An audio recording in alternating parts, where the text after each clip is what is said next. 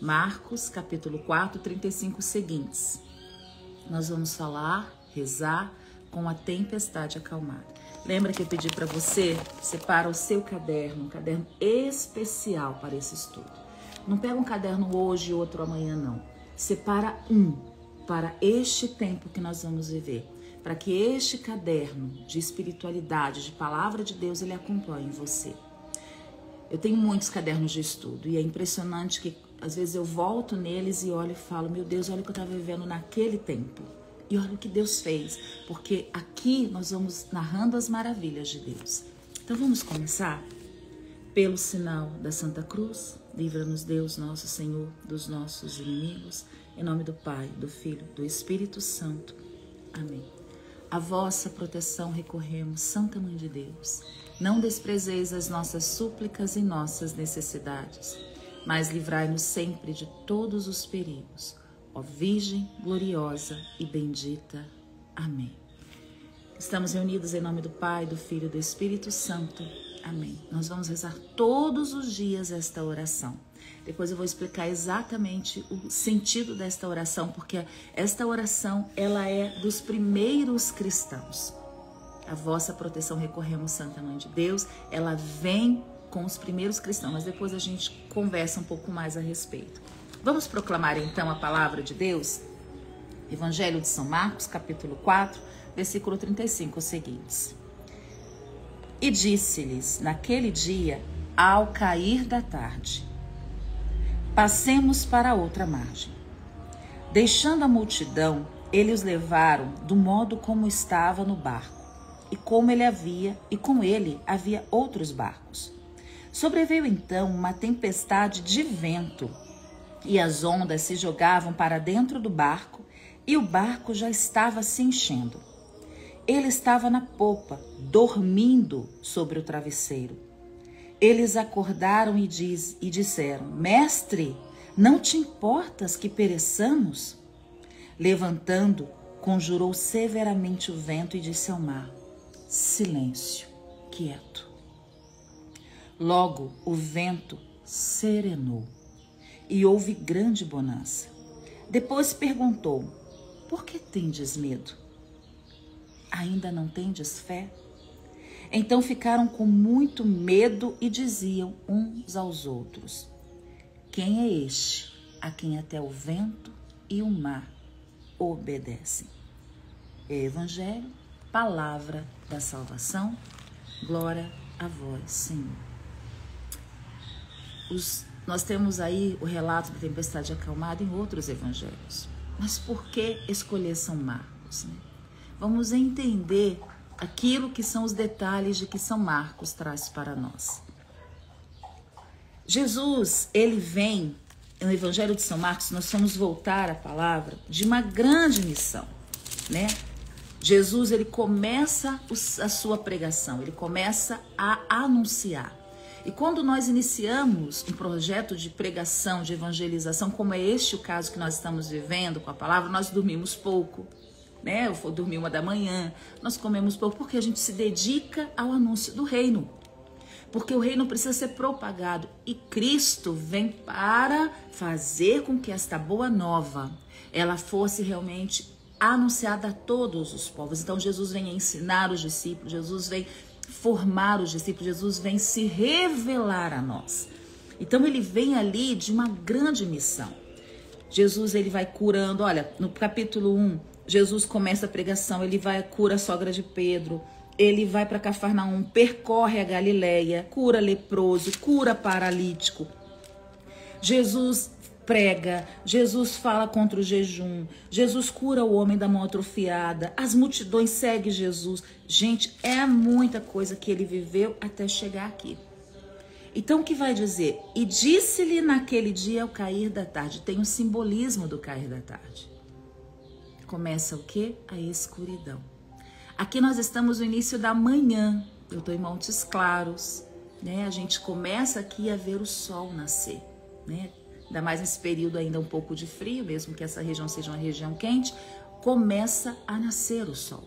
No cair da tarde, nós sabemos que se não forem, no nosso caso, as luzes externas, nós não veremos nada. Naquele tempo, isso não existia.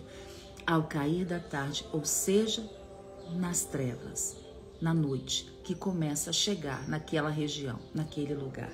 E bem nesse cair da tarde, Jesus vai dizer para ele: passemos para outra margem, ou seja, vamos atravessar o mar. O mar da Galileia, não sei se você já teve a graça e a oportunidade de estar na Terra Santa, ele não é um mar, ele é um lago, o lago de Genezaré, porque aquela região se chama Genezaré, Tiberíades e Genezaré.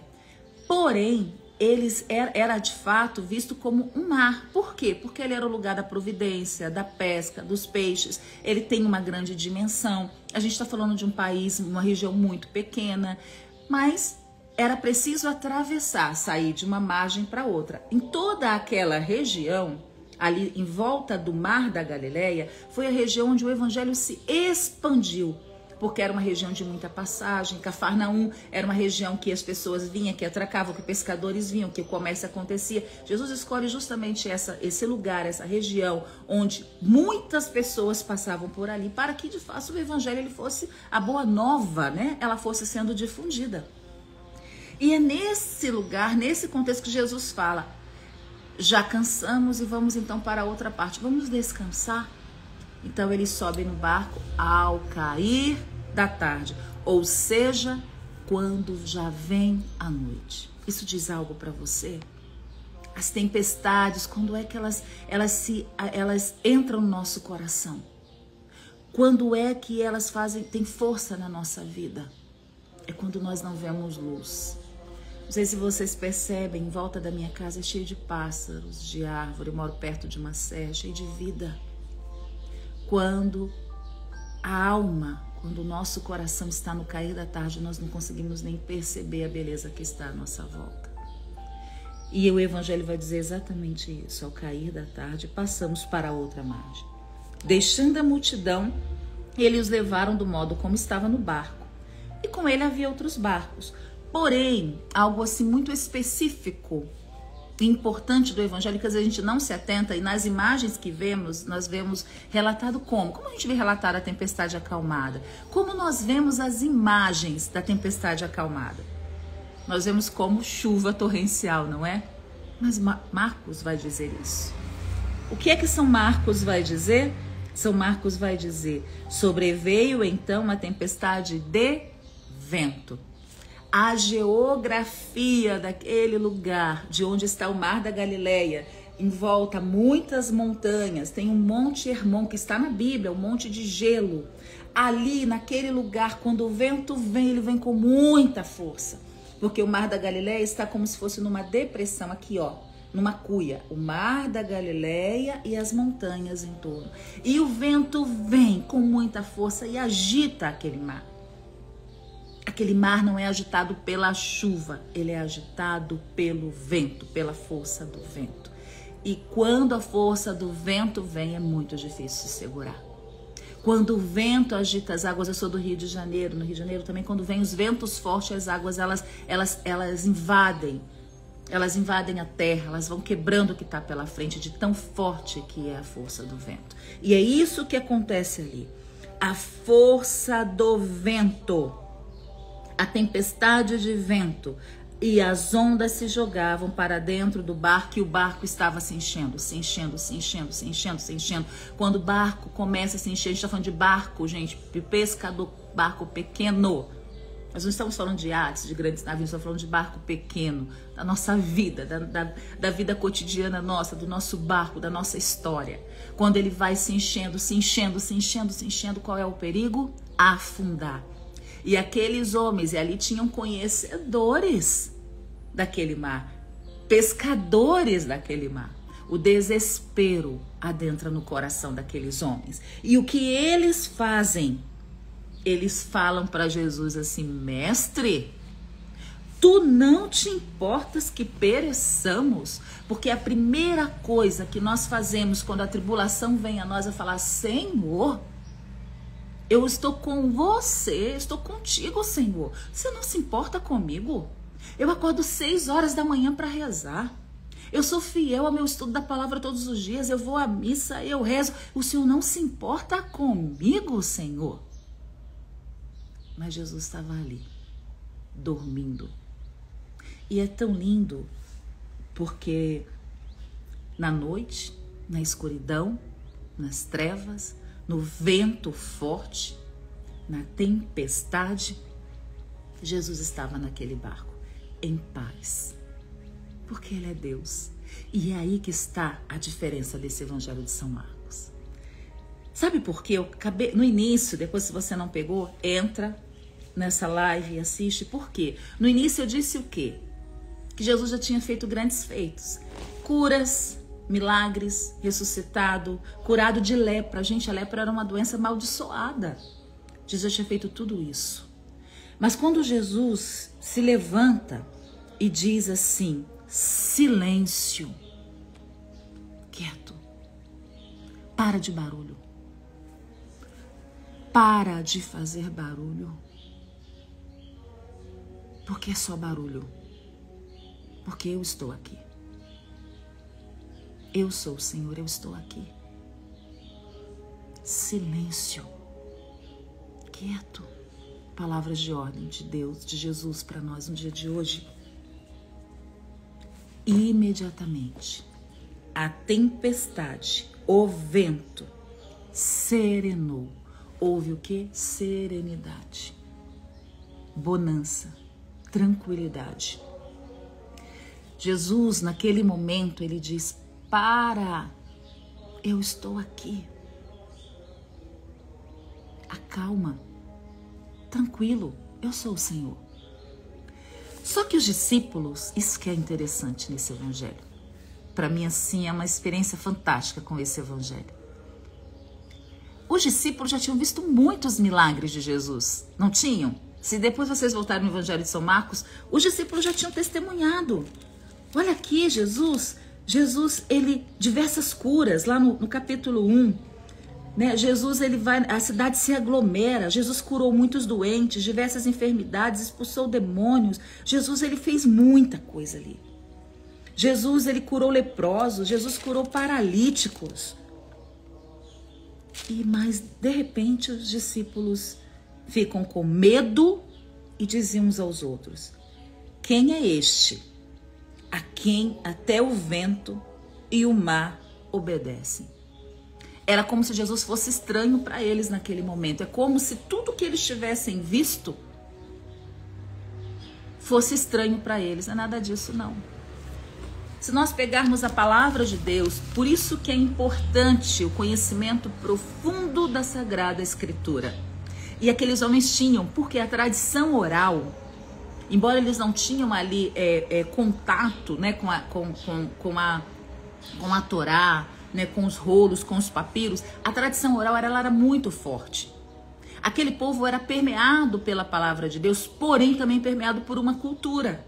A cultura do Oriente, aquela cultura que estava em torno, também influenciava no pensamento daquele tempo. E Jesus, ele também vem para converter as nossas culturas, vem também para converter as nossas mentalidades tortuosas, erradas. E Jesus ali, ele quer se revelar aos discípulos dizendo assim, o que vocês trazem de verdade dentro de vocês não é a verdade. Porque eles estão dizendo o quê? Quem é esse? Nós já vimos tantas coisas, mas quem é ele? Eu não sei quem ele é. O mar o obedece porque o mar, na cultura daquele tempo, isso está narrado na Sagrada Escritura. Eu vou pegar o meu caderno aqui da Palavra de Deus. Em Isaías, capítulo 27, versículo 1. E, gente, isso aí a gente vai viver muito nesse estudo da palavra, tá? A gente vai e volta, vai e volta, vai e volta, vai e volta na Bíblia. E isso é bem importante para nós.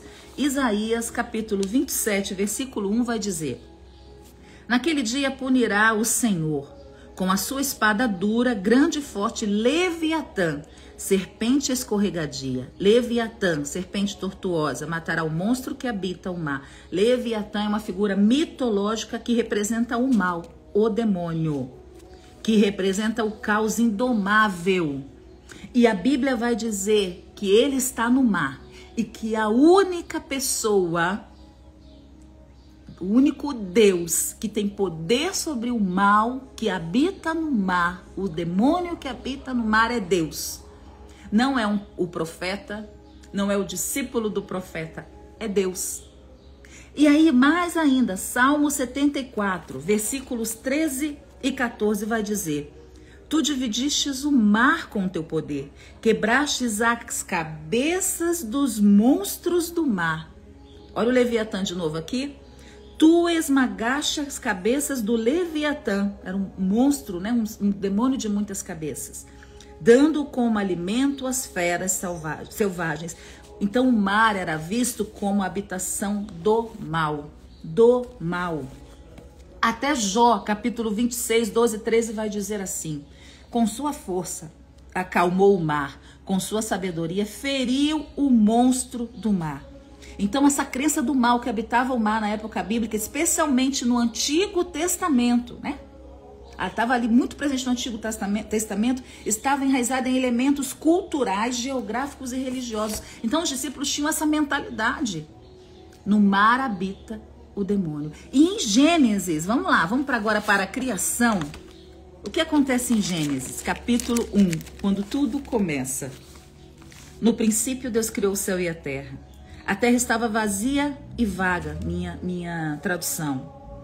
Bíblia de Jerusalém, a minha tradução. As trevas cobriam o abismo e um sopro de Deus agitava a superfície das águas. Ou seja, Deus tem poder sobre o mar. Naqueles dias, os discípulos não tocaram só no mestre, no rabi. Mestre é rabi, é o formador, é aquele que ensina. Ali não era só o rabi. Inclusive é muito interessante porque quando eles olham para Jesus no barco, eles não reconhecem ainda Deus. Eles falam mestre, rabi.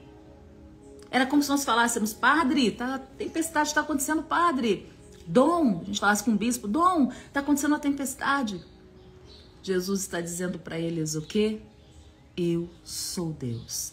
Providencialmente nós estamos estudando esta palavra no dia da transfiguração do Senhor, onde Deus diz: eis o meu filho muito amado.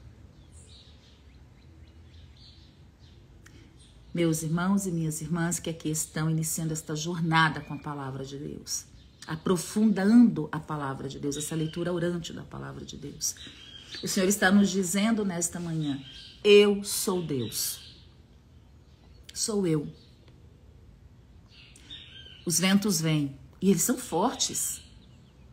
É interessante porque não é negado isso aqui nesta passagem. Não está dizendo assim, não. Jesus previu que vinha o vento para vento. Ele é Deus. Ele podia prever, ele podia não falar, gente, está vindo o vento, vamos atravessar depois. Mas olha o que Jesus faz. Vamos para outra margem. Naquele dia eu caí da tarde. Então imagina, início de noite, tempestade de vento, água que vem sobre o barco. Tudo aquilo, o Filho de Deus podia dizer, não vamos fazer, eu vou intervir. Porque muitas vezes é isso que nós queremos. Um Deus curandeiro e que vai olhando a nossa história e falando, não vai por ali, vai por aqui, não vai por ali, não vai por aqui. Não, Ele é Deus. E quem está com Deus caminha seguro. Ele está dizendo, eu posso. Eu sou o Deus que acalma os demônios. Eu sou o Deus que dá a ordem para o mal. Fica quieto. Olha que forte esta palavra de ordem. Gente, ele só disse isso. Silêncio. Quieto. Eu tô aqui nesse barco. E no mesmo tempo, o vento serenou. Vamos pedir ao Senhor neste dia que Ele serene os ventos da nossa vida. Vamos pedir ao Senhor neste dia que nós possamos crer mais, confiar mais. Ele está no barco conosco.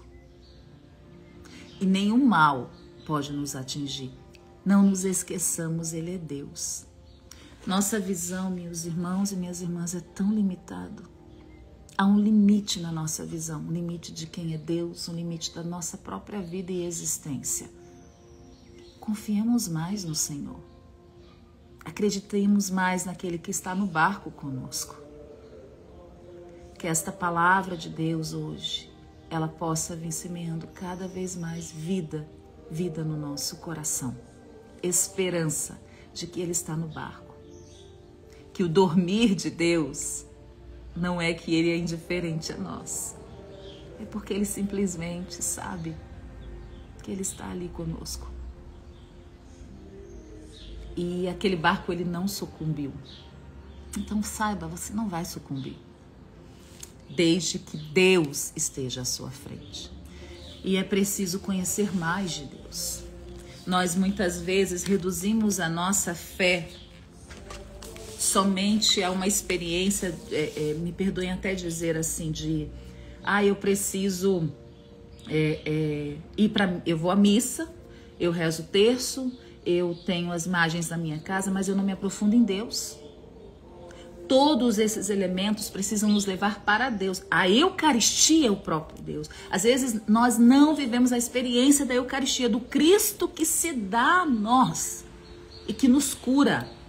Se a gente pegar o rosário, aí depois, quem sabe um dia a gente pode falar sobre a mensagem de Fátima, que para mim, assim, eu vivi em Fátima 4 anos da minha vida, e como eu me aprofundei nos mistérios, na mensagem de Fátima, totalmente cristológica. Quando nós pegamos os mistérios do rosário, está ali toda a salvação, a redenção. Então tudo que a igreja nos dá é para que nós nos encontremos cada vez mais com o Senhor, com o nosso Deus. Não é no automático, é para um lugar de encontro. Se a gente pode ir na missa todos os dias, vamos à missa todos os dias. Se eu posso ir, vamos. Se eu posso rezar o texto todos os dias, reze. Não abra mão da palavra de Deus, é o seu alimento diário. Risque, escreva. Como eu falei, tenha o seu caderno da palavra. Deixa eu dizer para vocês, todo mundo começa. Começar não é difícil, vou acordar cedo, né? Daqui a pouco vem a quaresma aí com o Frei, com as irmãs. Não é difícil começar, o difícil é permanecer. A palavra vai dizer, muitos começam, poucos vão até o fim. Então faça propósitos na sua vida, propósitos de vida, de santidade, de vida em Deus. E de quando, porque eu vou dizer para vocês, quando vier a noite e a tempestade, você vai ter certeza de quem está no barco. E não é por conta das curas e dos milagres, não. É porque Ele é Deus. É isso que esse evangelho está dizendo. O que fez os discípulos se admirarem. Quem é este? É porque conhecendo a Sagrada Escritura, o Pentateuco, conhecendo ali o Antigo Testamento, eles sabiam que só Deus podia dizer ao mar, cala-te. Fica em silêncio, ele obedeceria. Então, o conhecimento da palavra de Deus, o conhecimento da nossa fé, vai nos fazer, nos tempos difíceis, enxergar que Deus está conosco, porque é uma promessa. Então, que este dia nós possamos aí ser fiel. Eu também, terminando a live, vou aqui com meu esposo participar da missa, com a graça de Deus.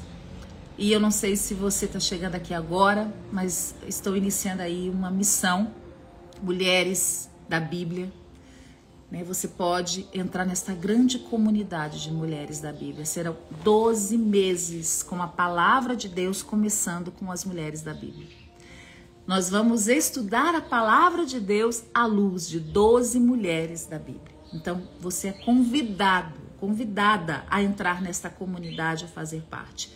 Nós teremos ali sempre, no início do mês, um livro, um e-book que vai te acompanhar, um roteiro que te acompanha. Durante este mês, nós teremos 2 lives fechadas somente para esse grupo, onde nós vamos fazer uma ruminação mais profunda das passagens bíblicas que estão ali contidas dentro deste e-book. Nós vamos ter o Shema, que será toda segunda-feira, e o Shema só vai saber quem estiver nesta comunidade, porque é uma experiência fantástica, uma inspiração linda de Deus. Então, olha, nós vamos deixar, né, a Lilian que está aqui comigo, no próximo Stories, o link para você fazer parte desta comunidade e divulgar. Porque nós precisamos levantar um exército. Agora eu vou falar para as mulheres, tá? Vamos levantar um exército de mulheres de Deus, que tem a Bíblia na mão. Gente, olha quanta coisa no Evangelho de hoje. Nesta proclamação do Evangelho nós tiramos de conhecimento profundo, para que a gente não saia por aí também falando aquilo que a gente não sabe. E isso não, além disso, aumenta ou não aumenta a nossa fé. De entender que Deus acalma as tempestades, porque Ele é Deus. Porque Ele está no barco. E a vida já começa. a se movimentar. Os carros já começam a ir, a voltar. Porque já está na hora de nós agora, cheias de Deus, começarmos o nosso dia agora felizes, porque o Senhor está conosco. Vamos deixar assim a oração. Depois também vou fazer um vídeo explicando esta oração da vossa proteção, né? Podemos encerrar com ela também. E eu quero agradecer a vocês, 23 pessoas logo pela manhã. Depois essa live também vai estar ali salva, você vai poder voltar nela, ela fica ali, acho que 24, não sei se são 24 horas, 72 horas salvas, depois a Lília pode nos ajudar, você pode voltar nela, compartilha essa live, entra na nossa comunidade, Mulheres da Bíblia. Eu tenho certeza, minhas irmãs, que você não vai se arrepender, o valor é um valor que eu tenho certeza que você pode pagar, são R$47 por mês, para que você viva uma experiência de um ano, de um estudo muito mais aprofundado da Palavra de Deus à luz de 12 mulheres da Bíblia. Então vamos rezar? Em nome do Pai, do Filho e do Espírito Santo. Amém. Obrigada, Senhor, por esta palavra, por este alimento. É um alimento diário que fortifica a nossa fé, conduz os nossos passos e que nós possamos viver plenamente este dia. Dá-nos bons propósitos de oração, que nós possamos neste dia, Senhor, estar em comunhão contigo. Porque sem comunhão contigo nós nos perdemos. Perdemos facilmente. Se fizermos uma lista no final do dia de tudo aquilo que vivemos longe de ti, nós vamos ver o quanto a nossa vida se desvia se nós não estamos em ti. E eu quero desafiar você no final do dia de hoje a fazer essa lista dos momentos que você viveu no dia de hoje, que Deus estava, só que é diferente, que Deus estava ali, que você conseguiu enxergar Deus naquele momento do seu dia. Faz essa lista, depois posta essa lista e fala que Deus estava comigo. A gente precisa também evangelizar. Rede social não é para se mostrar não, mas é para evangelizar, porque se Paulo estivesse hoje, ele estaria nas redes sociais. E eu quero fazer depois um estudo, uma série sobre Paulo Apóstolo aqui com você. Tá bom? Um beijo, tava com saudade de rezar com vocês. Estivemos reunidos em nome do Pai, do Filho e do Espírito Santo. Amém. Um santo dia para todos nós. Te espero amanhã, 6 da manhã e divulga.